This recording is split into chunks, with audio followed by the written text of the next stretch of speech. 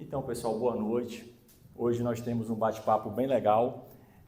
Eu pretendo trazer alguns assuntos aqui estratégicos. Esse título não é por acaso. A gente vai ver realmente algumas estratégias processuais. E antes de iniciar o tema da palestra propriamente, eu quero parabenizar a comissão da OAB Águas Claras, da Jovem Advocacia, pela realização do evento.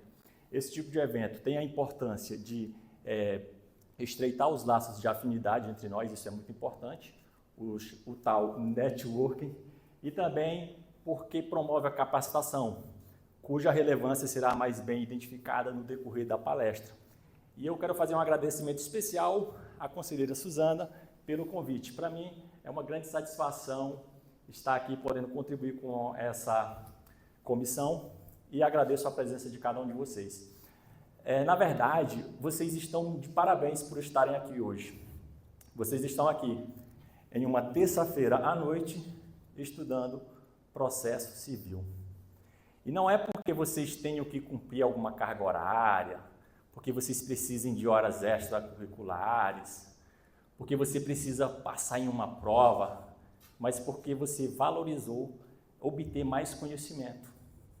Você valorizou a sua capacitação profissional. Isso é muito importante. Nós precisamos de advogados com essa mentalidade de crescimento intelectual na sua profissão. E a minha proposta, pessoal, é a seguinte, para eu já explicar aqui a minha proposta e a minha metodologia. Eu vou contar uma história para vocês. Essa história é o nosso fio condutor, o nosso norte. Nós vamos transitar por essa história, mas durante o percurso nós vamos fazendo digressões com aprofundamentos estratégicos e, na medida do possível, eu vou procurar fazer uma palestra holística, ou seja, abrangendo mais do que apenas o processo civil. Essa é uma característica que eu naturalmente tenho. Quando eu dava aula na graduação, eu costumava sempre ir um pouco além do conteúdo. A gente estuda, por exemplo, eu dei aula de direito tributário, mas ao final da aula eu tinha algo que eu chamava de dica do dia. A dica do dia era uma pequena dica de língua portuguesa. Por quê? Porque nós somos profissionais da palavra. E além disso, sempre que possível, alguma dica prática, às vezes até uma motivação, isso é importante. Então, nesta palestra, ainda mais numa palestra, essa abordagem holística vai ser ainda mais presente, beleza?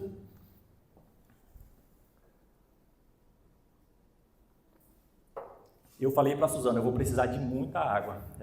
Eu fico com a garganta seca quando estou falando. Mas nós vamos aqui para as nossas... Ah, não, está desligado. Reflexões iniciais. Quando você escolhe o curso de Direito, você escolhe uma área de atuação profissional que exigirá constante capacitação, constante qualificação. Porque o direito é muito amplo. Lei, doutrina, jurisprudência, e muito dinâmico, está em constante evolução, em constante mudanças, alterações. Quando eu entrei no curso de Direito, eu tinha isso em mente. Eu vou estudar pelo resto da minha vida, se eu quiser ser um bom profissional. Eu lembro que, antes de fazer Direito, eu fiz Ciências Contábeis. E havia um colega meu lá de faculdade, que nós éramos bem próximos, e nós dois tínhamos uma característica em comum. Nós éramos apaixonados pelo direito e não nos identificávamos com contabilidade. Nós não sabíamos disso antes de entrar no curso. Mas quando a gente estudou noções de direito, poxa, que massa! Direito tributário, poxa, direito empresarial. Aí a gente foi vendo, cara, percebeu que a gente gosta das disciplinas de direito do curso? E aí eu decidi que depois do curso de Ciências Contábeis eu ia fazer Direito. Esse meu colega falou algo interessante. Ele disse, cara, eu também gosto muito do Direito, mas eu sou assim meio preguiçosão, não gosto de estudar muito, então assim, eu vou procurar algum trabalho aqui que eu ganhe razoavelmente, não vou querer entrar no Direito assim, para ter que estudar pelo resto da minha vida. E não está errado, é uma perspectiva, tudo bem, é legítimo. Mas eu queria fazer direito, eu decidi entrar no curso de direito, então vejam que eu já tinha essa mentalidade, eu vou estudar pelo resto da vida. E eu aprendi a sentir prazer pelo estudo. Eu aprendi a estudar em meio ao barulho. Eu morava perto de uma marmoraria e ficava fazendo barulho, e o meu vizinho gostava de ouvir música alta. Eu disse, cara, eu vou aprender a estudar no barulho. Eu tinha muita dificuldade. Eu fiz um teste de estudar na biblioteca municipal, mas os livros tinham uma figurinha fininha lá que me fazia muito mal. E eu aprendi. Hoje eu consigo sentar na feira e como se eu estivesse em uma bolha. Tudo é uma questão de treino. A gente consegue desenvolver muita coisa. A gente tem muito mais capacidade do que o que a gente muitas vezes imagina. E assim eu decidi entrar no curso de Direito, algo que ia exigir muito de mim, mas também algo muito gratificante. O direito, o conhecimento jurídico é muito útil. Nós evitamos muitos prejuízos pelo conhecimento jurídico. Trata-se de um conhecimento valioso. E não apenas valioso no sentido de útil, mas no próprio sentido econômico. Analisem aqui comigo. A Constituição Federal estipulou um teto do funcionalismo público, qual seja o subsídio dos ministros do Supremo Tribunal Federal. Observação, a pronúncia correta é subsídio e não subsídio, assim como subsidiário e não subsidiário. Em regra, o S só tem som de Z entre duas vogais, com algumas exceções, como quando o prefixo é transitar. E outro exemplo, obséquio, que é com S, mas tem som de Z mesmo. Mas, como eu disse, uma dica de português é sempre bem-vinda, subsídio e não subsídio, subsidiário e não subsidiário. E vejam que a Constituição escolheu a remuneração de juristas, profissionais do direito, como teto. E quando nós vamos para a advocacia privada, não existe teto. Como diz um ditado, o céu é o limite. Eu, enquanto procurador, já atuei em muitos processos nos quais eu senti inveja do advogado que estava do lado de lá. Muitas vezes vi advogado ganhando em um processo o que eu levaria a minha vida inteira como procurador para ganhar. Mas o que faz o trabalho jurídico ser assim tão valorizado? Ah, Diógenes, essa é fácil. É porque digitar dá um trabalho, pode gerar até lé, e a pessoa fica ali digitando. Não, não é isso. O que faz o conhecimento jurídico ser não valorizado, o trabalho jurídico, é por causa que o produto que nós vendemos está entre aquilo que é de mais relevante no universo. O nosso produto é muito valioso, qual seja o conhecimento. O conhecimento é extremamente valioso. Reflitam aqui comigo. Se nós olhamos para a humanidade, nós vamos perceber quão frágeis nós somos. Pensem aí na nossa força em relação ao nosso corpo e compare com os demais animais. Qualquer animal com um tamanho próximo ao nosso é muito mais forte. Olha para as nossas mandíbulas e dentes. Compare com uma onça, que tem um tamanho menor do que o nosso até. Vejam a diferença. Pegue na sua mão. Olha que pelezinha fina. Olha que coisa mais frágil. Pegue no couro de um animal. Pode ser um gato. E veja a diferença. Nós enxergamos mal, eu principalmente. Os demais animais enxergam muito longe e até no escuro. Eles são muito mais velozes, até uma galinha é muito mais rápida que nós. Apesar disso, nós dominamos todos. Nós sobrevoamos acima de qualquer pássaro. Enxergamos mais longe que a águia. Colocamos o leão numa jaula, o tubarão no aquário. Atingimos velocidades maiores que o guepardo. Por quê? Porque o poder está aqui, ó. Conhecimento. E quando nós falamos do conhecimento jurídico propriamente, que é o nosso produto, nós estamos diante de um conhecimento extremamente valioso, inclusive do ponto de vista econômico. Muitas vezes eu vejo pessoas tendo enormes prejuízos. ou enormes ganhos por causa de uma informação jurídica. Às vezes eu vejo alguém perdendo um imóvel porque ele deixou de adotar uma cautela antes de comprá-lo. E quando eu me deparei pela primeira vez, eu atuando como procurador na execução fiscal, eu vi alguém que estava prestes a perder um imóvel de 900 mil, um apartamento, porque ela deixou de adotar uma cautela. Se ela tivesse consultado um advogado com expertise nessa área, ela teria evitado grandes dores de cabeça. Eu lembro de um colega meu, que também é procurador, mas ele não tem expertise no direito civil, ele é no direito administrativo. E ele foi fazer algumas transações lá envolvendo inventário, imobiliário, e ele decidiu não contratar um advogado. Ele disse, eu mesmo vou cuidar. E aí ele disse que percebeu que o que ele pagou a mais de tributo é mais do que ele economizou com o advogado. Porque havia algumas formas de fazer a coisa que economizaria tributo, que um advogado especialista em imobiliário saberia, e ele não sabia. A informação jurídica é muito valiosa. Eu fiz um vídeo que eu intitulei O Vacilo do Advogado que Custou Mais de 100 mil a seu cliente. Eu até fixei esse vídeo no meu Instagram, depois eu vou sugerir que vocês assistam. E alguém tinha razão, ele conseguiu a tutela provisória. Mas o seu advogado fez um requerimento equivocado. O advogado da parte contrária fez um requerimento correto. E isso gerou uma perda de 100 mil para esse e um ganho de 100 mil para aquele. Olha o poder do conhecimento jurídico. E quando nós pensamos no direito penal, que o que está em jogo, o dinheiro não compra. Quando nós pensamos no ponto de vista econômico, é aí que a gente vê por que o valor do conhecimento jurídico. Quando o advogado ganha 3 milhões em um processo, ele gera um benefício ao seu cliente, 10, 20, 30 milhões. Uma informação às vezes vale milhões. E nós temos que enfatizar isso, mostrar isso. Às vezes fazer conteúdos sensacionalistas. Por exemplo, quando eu fiz o vídeo lá de alguém, da questão da perda do imóvel por causa de uma cautela, e é porque eu nem atuo no imobiliário, mas eu fiz esse vídeo e houve vários compartilhamentos, mais de 50, eu não me lembro aqui no tanto, mas muitos compartilhamentos e meu perfil não é tão grande e era menor ainda na época. Então, quando você faz esse tipo de conteúdo, aqui já é uma sugestão, você faz o cliente querer te procurar.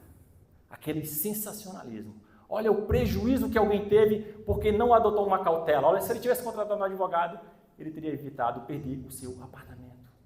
Eu até pensei na época, cara, eu fiquei imaginando cenários. E se você mostra esse cenário para o cliente, ele vai se interessar muito no seu serviço. Eu fiquei pensando, essa pessoa pode ter comprado esse imóvel em 30 anos. Está pagando uma parcela altíssima. Perde o imóvel, agora vai ter que pagar aluguel, mas ela não tem condição de pagar as duas coisas. Talvez essa pessoa entre em depressão, pode ir até o suicídio. Aí você mostra a importância da informação jurídica. Nós temos que entender a importância do conhecimento jurídico e mostrar isso para o nosso cliente. E é exatamente por isso que eu parabenizo o evento e a presença de vocês. Mas nós, advogados, não precisamos apenas de conhecimento técnico, jurídico. Nós precisamos de uma ampla gama de conhecimento. Para vocês terem uma ideia, quando eu comecei a advogar, um dos primeiros livros que eu li foi a Bíblia de Vendas. Todos nós somos vendedores. Estou lendo agora A Arte da Negociação, Donald Trump. Antes li As 48 Leis do Poder, antes dele, As Armas da Persuasão, esse é top. Porque todos nós somos vendedores. Domingo eu fechei um contrato e eu usei um gatilho que eu aprendi estudando vendas. O gatilho da urgência. Eu mostrei para o meu cliente que a situação era urgente, ele precisava me contratar logo, ele não foi pensar, fazer orçamentos não, já fechou logo. Domingo mesmo eu disse, olha, hoje mesmo eu já começo a elaborar a peça, amanhã a gente já protocola, fiz o pedido da liminar, despachei hoje e tentei entrar no sistema antes de vir aqui, não consegui, estava indisponível. Mas olha só, pessoal, um detalhe, eu usei o gatilho da urgência que eu aprendi estudando vendas. E talvez seja lógico, mas a gente lembra quando a gente estuda. Eu assisto um podcast chamado O Conselho, do Flávio Augusto. É um podcast de empreendimento, empreendedorismo. Esse é um assunto que eu estudo muito, empreendedorismo. Isso é importante para o nosso crescimento. Mas nós temos que ter esse conhecimento holístico sem prejuízo do conhecimento técnico, jurídico. Vejam só, vou dar um exemplo. Eu atuei em um processo, e até para dar a dica aqui para vocês, caso vocês peguem esse tipo de processo, o indivíduo era execução de título extrajudicial. Ele apresentou embargos à execução, que é a defesa nesse tipo de processo, de maneira incidente, ou seja, dentro do mesmo processo. Ocorre que os embargos à execução têm natureza jurídica de ação. Ele deveria iniciar uma nova petição inicial, lá ia haver um campo distribuir por dependência, alguma coisa desse sentido, e ele ia pegar o número da execução e ia colocar lá. Mas ele fez uma peça, como se fosse uma contestação dentro da execução. O juiz extinguiu liminarmente por vício de forma. O juiz também errou. O STJ tem precedentes dizendo que nesse tipo de caso, por força do princípio da instrumentalidade das formas, economia processual, ele deveria dar prazo para a parte regularizar. Mas o juiz não sabia, e nem ele, que não recorreu. Então, esse cara apresentou uma exceção de pré-executividade. A exceção de pré-executividade é um meio de defesa que você apresenta na própria execução e você levanta matérias que não demandam dilação probatória, ou seja, não pode produzir provas. Tem que estar tudo ali provado documentalmente ou só ser questão só de direito. E ele apresentou a exceção, mas ele apresentou argumentos que demandavam dilação probatória, cujo ônus era dele, ele não produziu nenhuma prova, aliás. Foi nesse momento que eu peguei o processo, bati nesse ponto. Isso aí não pode ser objeto de exceção de pré-executividade. Mas o que mais me impressionou foram duas coisas. Primeiro ponto, havia uma tese de defesa que não demandava dilação probatória e que estava de acordo com o entendimento do STJ. Matéria de ordem pública, aliás, que o juiz não conheceu de ofício. E a segunda coisa, o processo era de 4,5 milhões. Eu estava vendo o indivíduo perdendo um processo de 4,5 milhões, aparentemente com razão, tendo razão, mas porque ele não dominava a sua ferramenta de trabalho. Então, vejamos aqui, ele conseguiu uma grande proeza, um cliente de 4,5 milhões. Não é todo dia que a gente consegue. Então, ele foi bom nesse aspecto, ele conseguiu a primeira parte, que é a mais importante. A gente tem que conhecer o cliente, mas depois de conseguir o cliente, a gente tem que resolver o problema dele. Existe um outro modelo no qual você não precisa do conhecimento técnico. Você é um empresário, você é o gestor, você gerencia, você tem contatos, você prospecta clientes e tem uma equipe. Esse modelo é válido, é legal, mas convenhamos que é exceção. E principalmente no início. Você já começar desse jeito é bem difícil. Então, pelo menos durante um bom tempo, a gente vai ter que atuar tecnicamente. Por isso que eu sempre aconselho. Busquem sempre o conhecimento técnico. Tirem um tempo para estudar a sua área de atuação. Você não precisa saber de tudo, mas a sua área de atuação, você tem que ter um bom conhecimento. Mas eu disse para vocês que ia contar uma história. E agora nós chegamos a ela. Foi uma história de um acidente de moto. Isso aqui é só ilustração, pessoal. Esse aqui eu peguei na internet. Mas foi uma história de um acidente de moto. Era o estágio da faculdade. Nós ficávamos lá, fazendo petições simuladas e atendendo quem quisesse uma assistência jurídica gratuita. De repente entra um indivíduo com um papel na mão, meio desesperado. Olha, eu bati de moto em um cara e agora ele está me cobrando 15 mil reais. Mas onde é que eu vou arrumar 15 mil reais para pagar esse cara? Eu sou mecânico em uma oficina de moto, ganho pouco, tenho família para sustentar. Onde é que eu vou arrumar 15 mil reais? E o professor me passou. Atende essa pessoa e faz a defesa. E eu, poxa, fiquei naquela, o que eu faço agora? E para bem delimitar a controvérsia, eu vou começar lendo aqui a petição inicial, para vocês entenderem os fatos narrados pelo autor. Na ocasião, Excelência, o autor laborava como motorista, mas, mesmo depois que voltar a laborar, jamais conseguirá atingir os mesmos patamares, devido a limitações físicas, devendo ser indenizado por danos emergentes no valor de R$ 7.792, que é o valor integral do seu veículo, conforme tabela FIP em anexo, em razão do prejuízo da perda total, o que inviabilizaria a sua reconstrução. O dano causado pelo requerido atinge a esfera da personalidade do autor, vez que o mesmo trabalhava como motorista, auferindo o sustento seu e de sua família com os ganhos desta profissão. Entretanto, o autor agora encontra-se impossibilitado de continuar o seu labor de forma integral e cotidiana, pois está com trauma de dirigir veículo novamente. A lei e a jurisprudência claramente estão a favor do autor, que, enquanto observava as normas e sinalizações do trânsito de forma adequada e rotineira, sofreu um grave acidente em decorrência da negligência e imprudência do réu, causando-lhe um grande prejuízo, como o trauma psíquico para dirigir veículos novamente, o qual deve ser reparado. E agora vamos ver os pedidos dele. Indenização por danos materiais sofridos pelo autor no valor de R$ 7.792. Pagamento de indenização pelos danos morais a serem arbitrados no valor de R$ 5.000. Pagamento de indenização por dano estético, em razão das cirurgias e lesões que lhe causaram marcas eternas, no valor de R$ 3.000. No total, esse era o valor naquela época. E agora, quem poderá me defender? Eu tinha que defender o réu. Eu fiquei com dó dele, mas eu tinha que defender o réu. Então eu comecei, cara, vamos andar por esse caminho. Mas agora nós vamos para as nossas digressões. Lembrem que eu falei que eu vou fazer digressões no caminho. Vimos aqui o contexto do caso, agora vamos para digressões. Nós estávamos no processo do juizado especial. Qual o valor, pessoal, do juizado? Até quanto? 40 salários mínimos. Até 20? Sem advogado. Na primeira instância, tem custas? Honorários? Quer dizer, então, que se esse caso fosse, por exemplo, de R$100.000, ele não poderia ir para o juizado? Não poderia? Poderia? Por quê? Ah, bem lembrado, ele poderia abrir mão da diferença, né? Então, o que passou de 40 salários mínimos, mas para cobrar os 100.000, ele teria que ir para...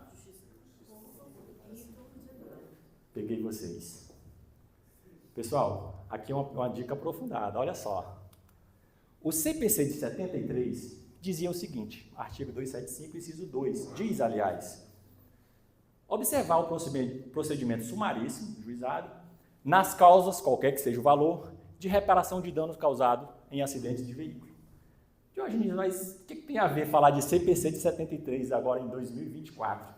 Porque o CPC de 2015 diz o seguinte: até a edição de lei específica, os juizados especiais cíveis previstos na lei tal continuam competentes para o processamento e julgamento das causas previstas no artigo 275, inciso 2 do CPC de 73. Então, se a demanda envolver acidente de trânsito, não importa o valor, pode ir para o juizado ou vara civil. Qual a lógica? O legislador, ele quis que o juizado fosse mais simples, pegasse demandas mais simples. E ele entendeu que acidente de veículo é simples, independentemente do valor. João atravessa o sinal vermelho, bate num carro de R$50.000. Juizado. João ultrapassa o sinal vermelho, bate num carro de R$500.000. O valor do prejuízo é diferente? E a complexidade? É a mesma. Então o legislador entendeu que algumas causas, independentemente do valor, podem ir para o juizado especial pela simplicidade. Mas essa competência do juizado é absoluta ou relativa? Relativa? Vocês cometeram um erro. No direito, qual que é a resposta clássica? Depende. Olha só. Depende porque, pela seguinte razão. Se for juizado especial federal ou da Fazenda Pública, cuja competência é até 60 salários mínimos, competência absoluta. E isso significa o seguinte, olha só. Se na localidade onde o processo vai tramitar, houver juizado especial federal da Fazenda Pública, e a causa se enquadrar na competência dele, competência absoluta. Tem que ir para lá. Mas, se não houver juizado, você não precisa ir para a comarca mais próxima, você vai para a vara civil.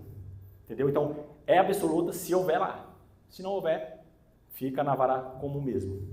Agora, se for juizado da civil, aí sim, é relativa. Você escolhe, vou para o juizado ou para a vara civil comum. Pessoal, parece que não é tão relevante, mas isso aqui tem uma aplicabilidade prática. Porque eu disse que nós vamos estudar estratégias. E nós podemos escolher estrategicamente o juízo. Nós podemos analisar requisitos para escolher para onde mandar essa petição inicial. Então vamos lá, interior e capital. Olha só, eu atuo em muitas demandas de servidores públicos. Na verdade, atualmente, é o que eu mais atuo em demandas de servidores públicos contra estados e municípios. E muitas vezes o servidor mora no interior. Vamos lá. E o CPC diz o seguinte: se a demanda é contra estado, você pode escolher no domicílio do teu cliente, do autor, no lugar do ato ou fato ou situação da coisa, ou na capital do estado. Eu quero focar nessa aqui, domicílio do autor ou capital do estado. Essa mesma lógica que eu vou falar para estado, você vai aplicar para a União. União, domicílio do autor, capital da República, e isso é o que diz o CPC, lugar do ato ou fato ou situação da coisa, mas o foco aqui é, o que eu quero falar aqui, para a gente ver estrategicamente, domicílio do autor, capital da República, isso no CPC. A jurisprudência disse o seguinte: também pode ser na capital do estado. Essa aqui foi construção jurisprudencial. Então você vai estrategicamente. Aí olha só, eu atuo em demandas de servidores públicos contra estados e o servidor, muitos são do interior. E aí eu vou escolher.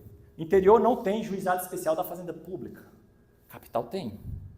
E eu posso escolher domicílio do autor ou capital. E agora, eu escolho qual? Então eu analiso algumas variáveis. Por exemplo, honorários. Essa variável sempre pesa muito. Mas eu também olho para a questão da celeridade, a questão da eficiência. E olha só, o que eu fiz? E aqui já fica uma dica. Eu peguei algumas causas idênticas, mesma matéria, e distribuí. Juiz do interior, juiz da capital. E fui analisar como que os processos iam tramitar. Estrategicamente, eu ia escolher agora, a partir da diferença, matéria igual, juízos diferentes, vou analisar como que o processo vai tramitar. Mas qual foi o meu critério para escolher quem vai para a capital, quem vai para o interior? Ganha pouco, vai para o interior, pede justiça gratuita. Ganha muito, vai para a capital, não precisa pagar custas porque já é gratuito. Esse foi o critério, aí eu distribuí. Interior, capital. Uma das matérias aconteceu o seguinte: ambos os juízos tiveram entendimentos favoráveis aos nossos clientes, mas o da capital foi mais rápido. O processo, rapidão, acabou. Maravilha, essa matéria aqui eu vou priorizar o juizado especial da capital. O Estado normalmente recorre e aí tem honorários na segunda instância, pelo menos. Se bem que os honorários, quando vem da primeira e da segunda, são maiores, mas eu priorizei nessa matéria o juizado especial da capital. Mas em outro caso, o juizado da capital, cara, é de impressionar. Ele proferiu uma decisão, a meu ver, teratológica.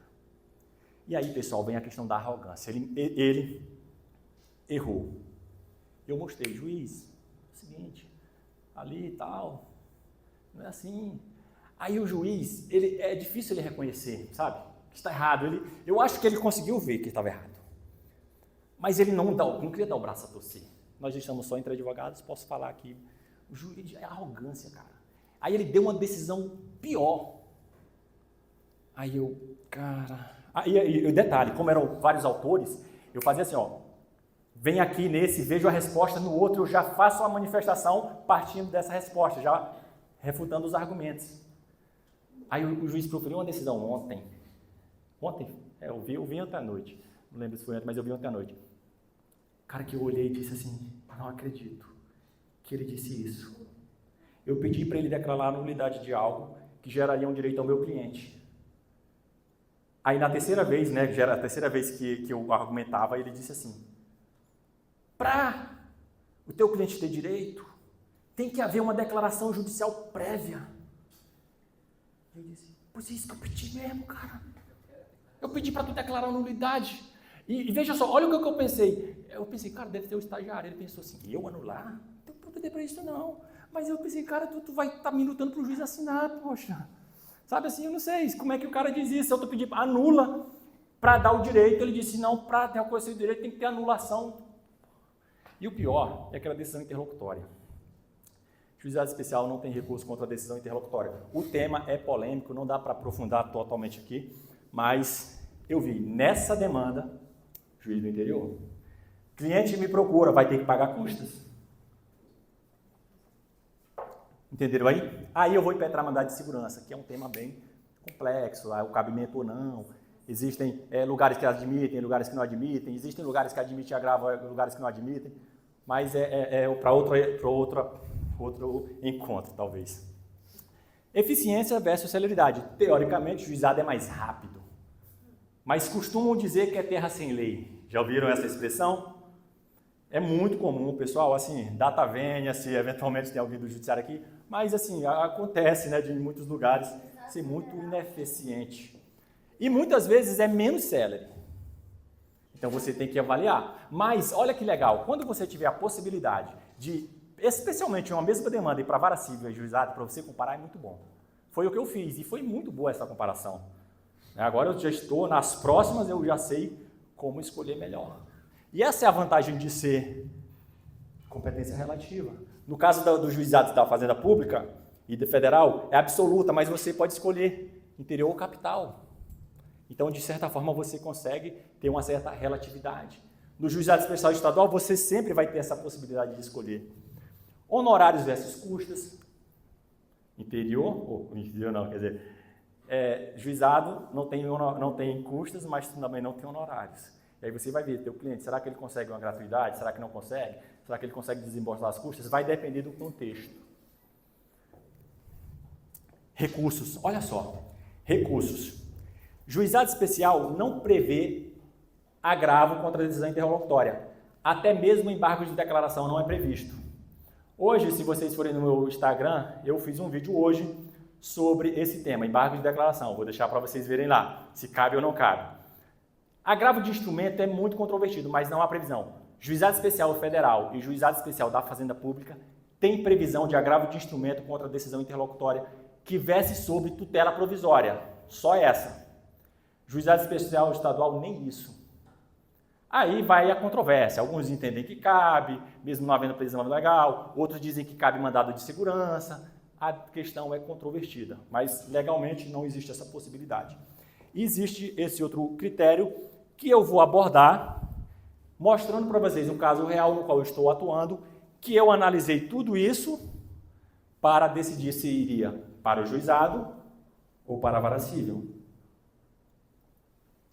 Uma médica me procurou para uma ação de cobrança do valor de cerca de 30 mil reais. Arredondando aqui, 30 mil reais. E agora, cabe juizado. Vou para o juizado ou para a vara civil? Pessoal, eu vou confessar um negócio para vocês, só entre nós, advogados.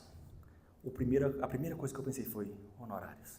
Eu pensei assim, ó, o meu pensamento é 3 mil a mais, só para o protocolo aqui. Ó. Protocolo aqui, 3 mil a mais. Esse foi o primeiro pensamento. Mas o segundo foi, mas tem custas. Ela vai ter que pagar custas. Eu queria tomar uma decisão que fosse boa para ambos. Eu não gosto de pensar só em mim, na medida do possível, conciliar os interesses de ambos, mas eu sempre priorizo, pessoal, assim, os interesses do cliente. Eu não vou colocar o cliente numa situação difícil, eu vou explicar para vocês. Eu ia ter que ver se essa demanda é causa-ganha, porque eu não acho que seria prudente levar para a vara civil uma demanda duvidosa, em que a minha cliente correria o risco de pagar honorários e custas se ela podia ir para o juizado, se fosse uma demanda controversa. Mas era causa-ganha. A causa nunca é ganha, né? Mas o direito dela era bom, nós tínhamos provas. Mas não basta ganhar. Eu costumo dizer o seguinte, quando nós somos leigos, nós pensamos que é importante ter o direito. Aí a gente começa a estudar processo e a gente pensa assim, é importante ter provas. Mas depois que a gente começa a atuar na prática, a gente pensa, é importante ter garantias. Não adianta nada ter o direito, ter a prova, mas não ter garantias. E eu fui ver, a parte contrária é solvente? E eu sabia que sim. Eu tinha conhecimento de que ela tinha um valor vultoso para receber do Estado e eu também tinha outros conhecimentos a respeito dela. Então eu vi, é causa-ganha, é solvente, minha cliente tem condição de pagar custas. Ela ganhava 3 mil por plantão de 24 horas. Claro que não vai ter gratuidade. Então assim, e os honorários estão me puxando. Mas eu estava analisando sobre uma perspectiva holística. Eu pensei assim, cara, eu vou pedir tutela provisória nesse processo, inclusive de evidência, que é uma medida muito boa que poucos advogados utilizam, eu raramente vejo. Pedir tutela provisória de urgência e de evidência. E eu queria poder ter uma segunda chance caso o juiz indeferisse. Então isso pesou. Pesou para a vara civil. E outra questão, tem o recurso especial. Olha só, juizado especial cabe RE, mas não cabe RESP. Por quê? Porque a Constituição Federal, ao prever a competência do STJ para julgar RESP, diz assim, julgar causas decididas por TJs e TRFs. A segunda instância do juizado especial não é nem TJ nem TRF, é turma recursal, formada por juízes de primeira instância. Aliás, é o segundo grau de jurisdição, formado por juízes de primeira instância. Já o RE, o STF é competente para julgar causas decididas. Não fala por quem. Portanto, pode ser turma recursal. E aí você pode analisar, olha, eu quero mesmo, é um processo que não tenha recurso contra a decisão interlocutória, que não tenha embargos de declaração, que não tenha RESP, para ser mais sério. Aí você escolhe, juizado. Ou o contrário, não, essa aqui eu vou pedir tutela provisória. Se for fazenda pública ou federal, você pode recorrer a agravo de instrumento. Civil é bem complicado. Juizado especial civil. E aí, essa questão tem uma matéria de direita polêmica que eventualmente eu queria ir para o STJ. Então você vai analisando, aí até então está pesando para a vara civil. Aí vem o último critério, que também é uma dica avançada. Ambos os ritos têm uma audiência de conciliação prévia, conciliação ou mediação. Só que existe uma diferença importante. No CPC, o cliente não precisa ir. Você, advogado, com uma procuração que te dê poderes para transigir e negociar, pode representar o cliente. No juizado especial, ele tem que ir. Nesse contrato, havia uma cláusula de eleição de foro que previa a competência da comarca da capital, e a minha cliente morava a cerca de 700 quilômetros de distância. Se o juiz marcasse a audiência presencial, ela teria que se deslocar isso tudo. Mas provavelmente ele ia marcar a telepresencial, né? Mais comum. Mas ainda assim, se fosse num dia de plantão dela, é 3 mil. Ela poderia fazer um ajuste, sim, mas não é melhor ela ter a possibilidade de ir ou não ir? Então, foi para onde? Vara civil. Diógenes, confessa que os honorários foi o que mais pesou nessa matemática? Foi, confesso. Os honorários pesaram, pessoal, pesaram muito, mas vocês viram que, para a minha cliente, era mais vantajoso ir para a vara civil. Então, a gente conseguiu conciliar os interesses, honorários e todas essas possibilidades. Mas eu falei isso aqui, pessoal, para vocês verem e analisarem estrategicamente para onde ir. Juizado especial, interior, capital, vara civil. Mas eu falei para vocês que nós íamos conversar sobre um acidente, vamos voltar para ele. Qual a primeira pergunta que vocês fariam para ele? Eu fiz essa. Havia sinalização no cruzamento? E ele disse, não. Eu disse, ora, se não havia sinalização, por que tu achas que ele estava na preferencial? Ele disse, olha, é porque aquela rua pela qual ele trafegava era mais movimentada, todo mundo considera que ela é preferencial. E eu não sabia a regra para cruzamentos sem sinalização. Mas eu sabia que a regra não era essa. A preferencial é aquela que todo mundo assim o considera. Alguém que está passando pela primeira vez ali, como é que faz? Vai ter que parar, ei, qual aqui que vocês consideram preferencial? Não dá, não é? Então eu fui me estudar. Isso faz parte. O cliente pensa que nós sabemos de tudo, mas nós sabemos de muita coisa, mas há muito mais coisas que não sabemos. Essa é a verdade. E não é feio dizer que não sabe. Quanto mais conhecimento você tem, quanto mais você se garante, mais tranquilidade você tem para dizer que não sabe de alguma coisa. Só que às vezes, pessoal, a depender da pergunta, é melhor você sair de uma maneira mais elegante. Até para dar uma impressão melhor para o cliente. Aí você vai analisar o caso concreto, mas, por exemplo, você pode eventualmente dizer assim, a depender da pergunta, olha, esse tema é controvertido, como tudo no direito é. Eu preciso dar uma olhada no entendimento dos tribunais, assim, as últimas decisões do tribunal desse local aqui, desse estado. Então, assim, amanhã, 10 horas, eu te dou uma resposta. Vou dar uma estudada, uma lida nos últimos julgamentos, né, para ver aqui o que está prevalecendo. Eventualmente, a depender do contexto. Você vai ver o contexto, se naquele caso não é melhor dizer, não sei, vou precisar, ou dar um miguezinho. Aconteceu comigo, uma servidora de Minas Gerais me procurou. Eu sabia o entendimento do STF, mas o entendimento do STF era vago. Ele dizia ali, meio que em geral, aí o Tribunal de Justiça é que vai delimitar ali do ponto de vista mais específico. E eu falei, olha, é o seguinte, o STF tem esse entendimento genérico, mas eu preciso ver como que o Tribunal de Justiça de Minas Gerais está decidindo essas questões. Eu vou dar uma lida nos julgados dele, ver o que está prevalecendo e, em tal prazo, eu te dou uma resposta. E assim eu fiz. Vi que o entendimento do Tribunal de Justiça de Minas Gerais era desfavorável ao pleito dela. Então, a gente é normal não saber. E eu fui pesquisar e encontrei essa regra. Eu vou pedir para vocês lerem, enquanto eu bebo uma água, que eu vou focar na linha C.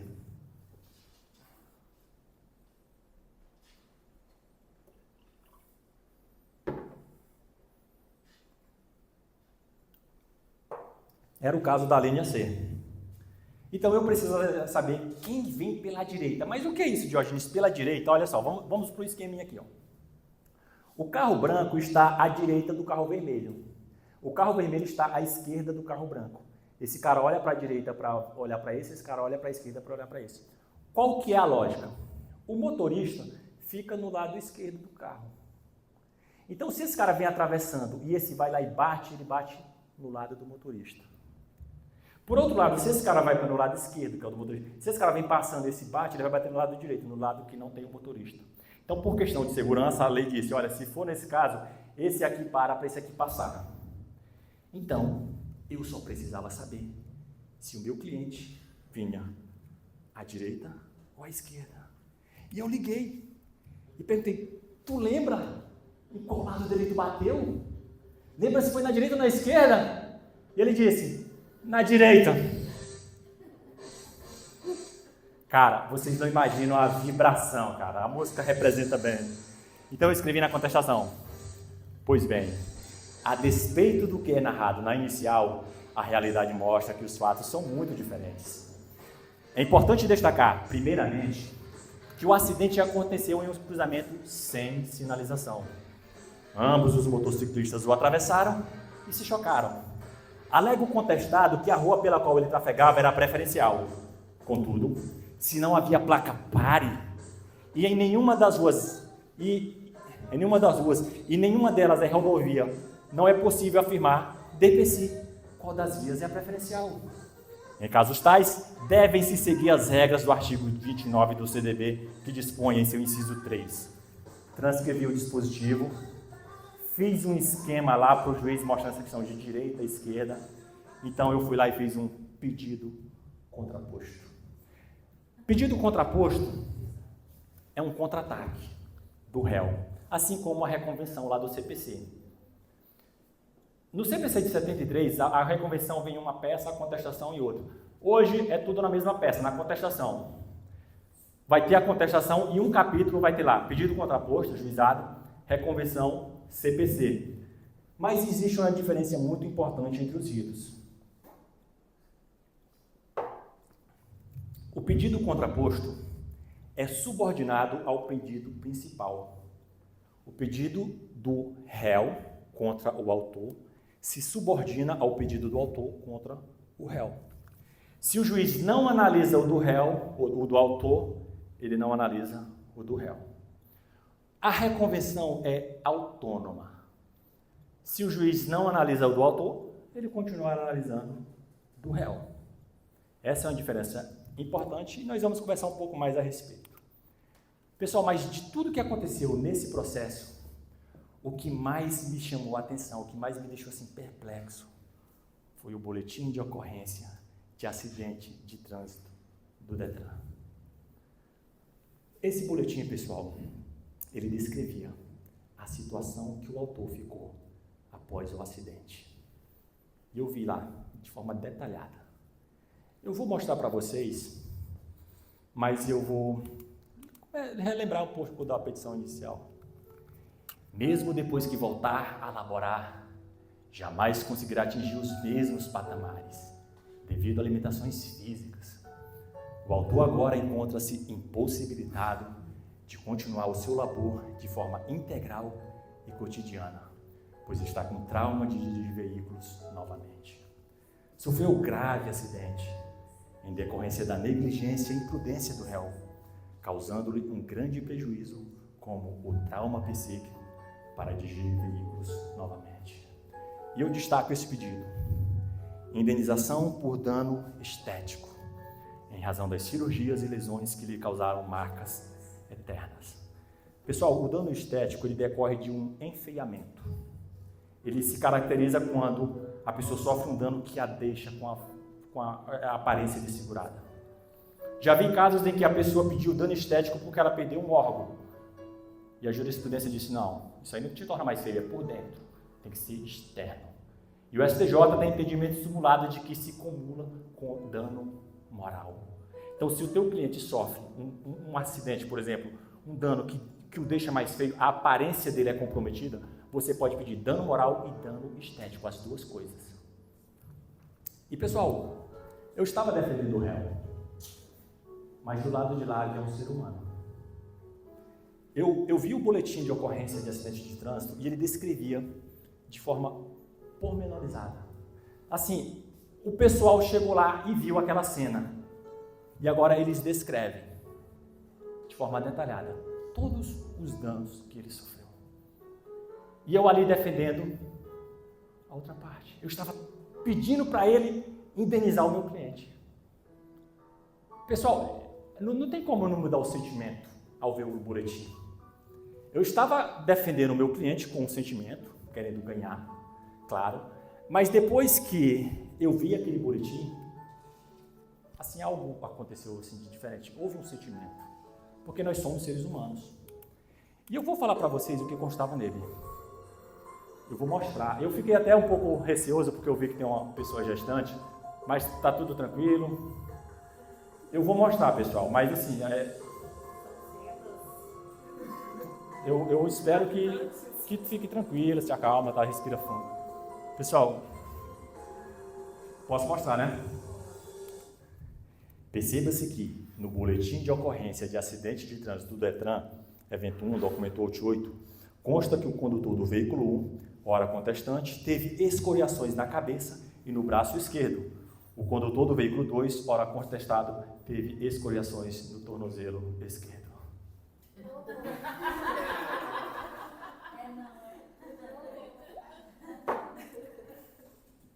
Eu disse que o sentimento mudou, deu uma raiva. Até por isso que eu falei, né? Porque a pessoa gestante não pode passar raiva, né? Que pode dar problema para o bebê. Não tinha como o sentimento não mudar. Eu queria ganhar, mas depois que eu vi isso aqui, eu disse, cara, agora eu quero arrancar o fígado desse cara, meu irmão. O cara inventou uma história falaciosa, mentirosa, não é nem só uma falácia, mentirosa, escancaradamente, cara, para tentar arrancar a grana do meu cliente. Eu disse assim, cara, não acredito nisso, meu irmão. O cara inventou toda aquela história, dano estético. Olha só, uma observação. Ele quebrou o tornozelo, teve que fazer uma cirurgia, porque o boletim ele mostra o que ele viu externamente, ralado, mas quebrou, teve que fazer uma cirurgia, mas só isso. Trauma psíquico. Eu até ironizei na minha contestação. Olha, se o cara sofreu um acidente de moto que causou perda total do veículo, se esse cara tivesse a sorte de sobreviver, certamente ele não teria tido só escoriações no tornozelo esquerdo. E eu descobri, pessoal, uma testemunha, cara, que me relatou mais. Sabe quem era? A pessoa que comprou a moto, perfeito estado. Ele pediu indenização pela perda total, mas a moto estava ok, um acidente simples, básico, sabe, uma batidinha rápida, quebrou o tornozelo, a moto ficou bacana, vendeu por um preço próximo ao da tabela FIP. E aqui, pessoal, fica meu repúdio a esse advogado, né? O cliente talvez nem sabia o que estava lá na petição. Assim, ó, são duas coisas. Eu prestigio muito a ética e a moral. Você mentir na contestação para defender alguém é uma coisa. Agora, você pegar uma petição inicial, encher de mentira para tentar arrancar dinheiro de outra pessoa, cara, isso é reprovável. Eu, pelo menos, abomino esse tipo de prática. Não faria isso nunca. E aí, o que eu fiz? Eu invoquei isso aqui, ó. Considera-se litigante de má-fé aquele que alterar a verdade dos fatos, proceder de modo temerário, isso aí é temerário, leviano. E aí eu pedi multa entre 1% e 10%. E parece que a situação do meu cliente está melhorando. Alguém que achava que tinha uma dívida de 15 mil reais, parece que a situação dele está ficando melhor. Mas aí, pessoal, eu invoquei mais isso aqui, ó. Um desabafo ao juiz. Um desabafozinho. Acrescente-se, excelência, que a condenação ao pagamento de multa por litigância de má-fé, além do caráter punitivo, tem uma função pedagógica muito importante, a saber, evitar que pessoas se utilizem do processo com a finalidade de maliciosamente tirar algum proveito às custas de outrem. Pessoal, eu deixei conforme o original. Isso aqui eu escrevi naquela época do estágio. Hoje eu não falo contestante e contestado, eu falo autor e réu, acho que fica mais claro. Naquela época eu escrevi assim, porque era assim que o professor ensinava a gente. E eu deixei conforme o original para fazer essa digressão. Foi um erro de português aqui, eu não sabia. Essa locução é invariável, à custa de. E a propósito, havia uma outra digressão que eu queria ter feito antes, acabei esquecendo. Na petição inicial, só a título de curiosidade, né, para a gente aproveitar aqui essa digressão, o dano causado pelo requerido atinge a esfera da personalidade do autor, vez que o mesmo. Olha só, essa expressão sic entre colchetes significa conforme o original. Quando você estiver citando algo ipsis literis, houver um erro, você coloca sic entre colchetes, ou seja, o erro já estava lá, não foi eu que digitei errado. Normalmente a gente vê entre parênteses, mas o mais adequado é entre colchetes, porque o colchete que você usa para colocar palavras tuas dentro de uma citação. Então, qual o erro, Diógenes? Olha só, esse erro é muito comum no meio jurídico, por isso que eu decidi abordá-lo aqui. Porque a língua portuguesa tem uma locução conjuntiva causal uma vez que. Nós, juristas, por algum motivo, tiramos o uma e colocamos vez que. Muito comum. E também eis que. Eis que também é inadequado pela gramática. Eis que existe, mas quer dizer repentinamente. Ninguém o esperava e eis que ele chegou. Esse mesmo também é muito comum, não só em textos jurídicos, com sentido de ele, também não é correto pela língua portuguesa. O correto seria ele. Ele ou algum pronome este, aquele, algum, dependendo de como for. Então, corrigindo ficaria uma vez que ele. Então, feita essa digressão, a gente volta de onde nós paramos.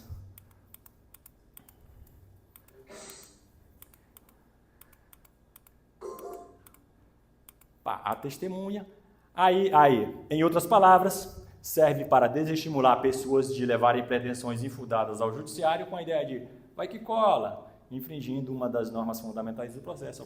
Eu gosto desse tipo de linguagem, pessoal, é uma característica minha, eu gosto de colocar entre aspas alguma coisa assim que não é muito técnico, mas é uma questão de estilo.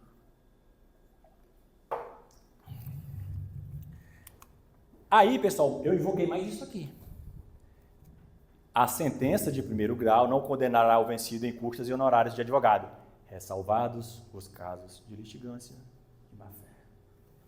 Então, eu pedi para ele indenizar meu cliente, pagar multa por litigância de má-fé, pagar custas e honorários. A situação do meu cliente parece que está ficando melhor do que no início. E qual foi o desfecho disso tudo? Eu fiz só a contestação na época, né? Fiz a contestação, deixei, aí o processo foi tocado por outras pessoas, daí na faculdade normalmente assim, você atua em um ato processual. E aí eu fiquei curioso, uns dias atrás, um tempo atrás, cara, será o que deu aquele processo?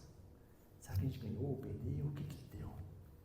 E eu percebi que a partir do desfecho, nós tiramos lições processuais estratégicas.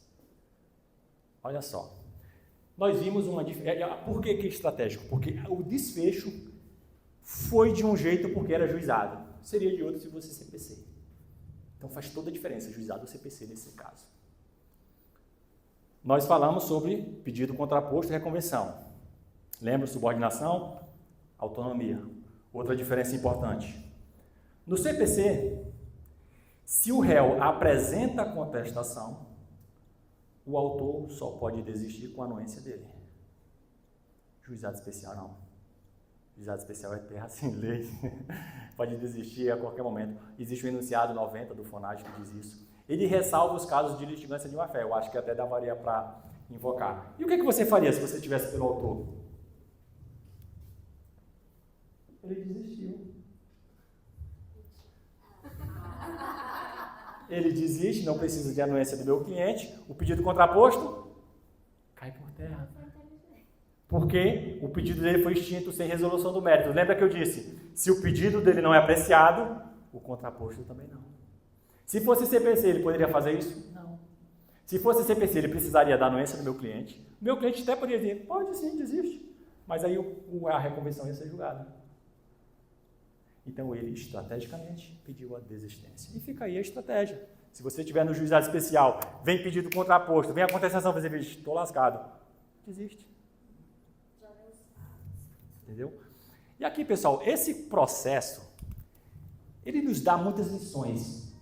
Não só de processo civil, nós vimos de processo civil. No processo civil, nós vimos a importância do contraditório e do direito de defesa. O meu cliente achava que tinha uma dívida de 15 mil reais e não tinha como pagar. Ele não chegou lá dizendo, eu acho que eu tenho razão. Ele chegou lá desesperado. Como é que eu vou pagar 15 mil reais? Eu não tenho condição. Imagine se o autor propusesse um acordo, 2 mil parcelados. Ele ia pensar que estava fazendo um bom negócio, um ótimo negócio. Só que sabe por que ele não fez? Porque ele tinha um advogado. O juizado especial diz que o advogado é facultativo, até 20 salários mínimos. Mas não é à toa que a Constituição diz que o advogado é indispensável à administração da justiça. E o contraditório e a ampla defesa são importantes não apenas para o processo, mas para a vida. Eu ingressei no Ministério Público aos 21 anos de idade como oficial de diligências. Hoje tenho 33 anos. Então já faz alguns anos que eu atuo com processo, litígio, controvérsias. E uma coisa que eu aprendi durante todo esse tempo foi a ter malícia. A não tirar conclusões precipitadas. A não formar minha opinião com base apenas na versão de uma das partes. Quando alguém me fala algo contra outra pessoa, salvo se for algo objetivamente aferível, eu nunca acredito. Nunca. Diógenes quer dizer que nunca a pessoa fala a verdade, não é uma questão de mentira. É porque a pessoa fala a percepção dela dos fatos. Normalmente, quando duas pessoas divergem em um relacionamento, seja amoroso, seja de amizade, enfim, a verdade nunca está aqui, nem aqui, mas em algum lugar nesse caminho. Em geral, as pessoas formam as suas convicções assim. Ela tira a sua conclusão sobre Y com base no que X fala sobre X e no que X fala sobre Y. Nós, profissionais do contraditório, não devemos ser assim. Eu quero que você saia daqui com uma frase gravada. Que essa frase fique internalizada em você.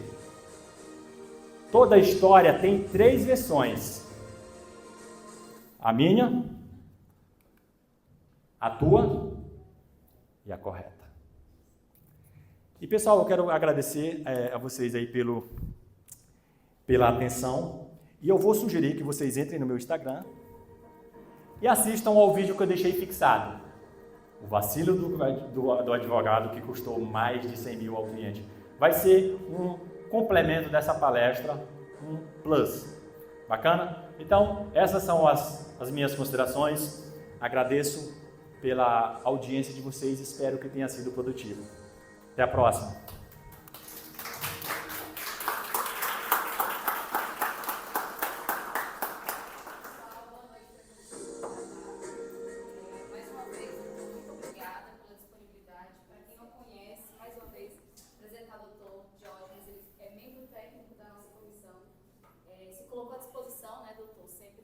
alfabetizar os jovens advogados